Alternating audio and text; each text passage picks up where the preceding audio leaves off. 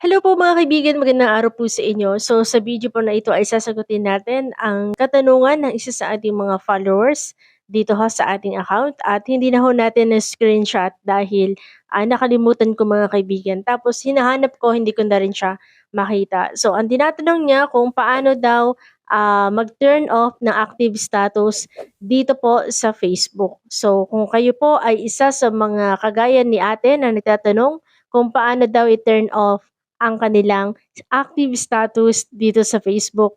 So, panoorin nyo lang ang video na ito at ituturo natin yan sa inyo. Ano pang hinihintay ninyo? Tara, simulan na natin.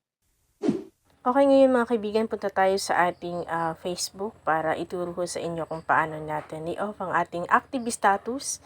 Yan, click natin ang Facebook natin. Tapos, click natin itong ating icon. Click natin yung settings.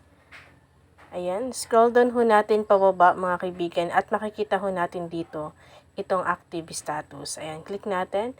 Okay, so kung mapapansin ho natin ay naka-open po yung ating active status.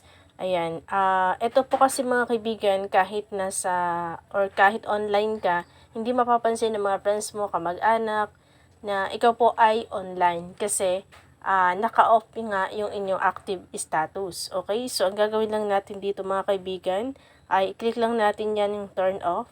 So, ayun, makikita po natin, naka-turn off na po ang ating active status. Okay? So, pwede na kahit na mag-Facebook kayo sa office ninyo, ay okay lang kasi hindi makikita ng inyong manager. Joke lang. Okay? So, yun lang po.